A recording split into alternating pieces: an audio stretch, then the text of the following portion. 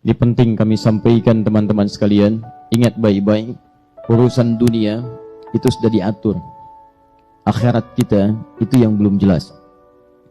Kami beberapa waktu yang lalu menerima berita postingan dari saudara kami di Kairo di Mesir, menyampaikan sebuah kisah yang sangat indah. Jadi ada satu keluarga ini keluarga berada. Kemudian ini kisah nyata, ayahnya meninggal, tersisa kemudian istri dan satu anak, mewarisi harta yang cukup banyak.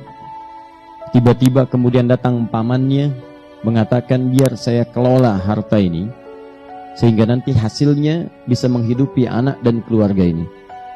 Maka dengan penuh kepercayaan diserahkan hartanya, diundang notaris untuk menyaksikan, dicatat skala legal, dokumennya didokumentasikan. Begitu diserahkan, rupanya hartanya kemudian dibawa lari oleh pamannya sampai ke Amerika, digunakan sebagai modal, sukses bisnisnya, kaya dia, punya perusahaan yang kemudian berkembang, cabangnya di mana-mana sampai kaya dan menikah kemudian dengan gadis Amerika. Ini kisah nyata. Lahir anak-anaknya, sampai ia kemudian pulang ke tempat asalnya, bahkan membuka cabang dari perusahaannya.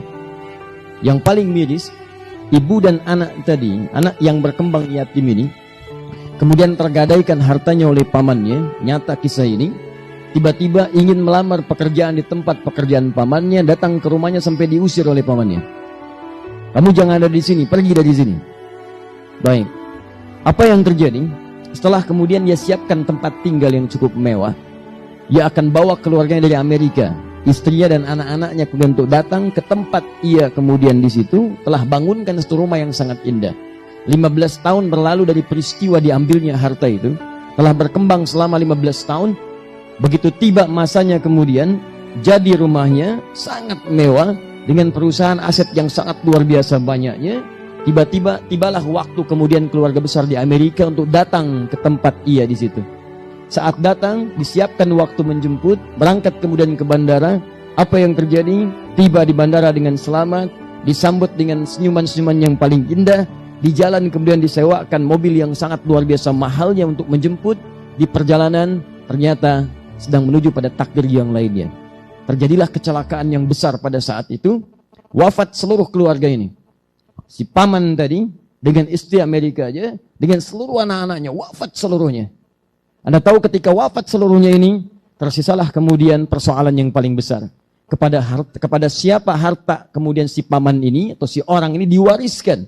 Ternyata tercatat dalam catatan dokumentasi notarisnya, ahli waris paman itu setelah diteliti seluruhnya, tidak ada kecuali hanya satu, si yatim itu. Anak yatim yang tadi hartanya dibawa oleh si paman untuk menjadi modal. Ternyata ketika dilihat silsilah ahli warisnya, cuma tersisa si anak yatim ini satu-satunya ahli waris dari paman tadi. Perhatikan, bagaimana kemudian Allah mengatur harta si anak ini selama 15 tahun dikelola oleh pamannya. Walaupun dia terasa sakit, kurang menyenangkan perlakuan dan sebagainya, tapi perhatikan cara Allah untuk mengembalikan seluruh harta-harta yang menjadi miliknya. Saya sering katakan kepada Anda, dunia Anda teratur. Harta Anda mencari dengan cara yang halal, sudah Allah siapkan rezekinya. Tidak akan tertukar. Cuman putri yang tertukar sampai jadi sinetron. Ya, cuman menteri yang ditukar. Tapi harta tidak akan pernah, rezeki tidak akan tertukar. Akan diberikan sesuai dengan maslahat hidupnya sampai Anda wafat. Jadi kalau rezeki Anda belum terpenuhi, Anda nggak akan wafat. Demi Allah saya katakan, rezeki bersanding dengan kematian. Rezeki terpenuhi, baru datang ajal.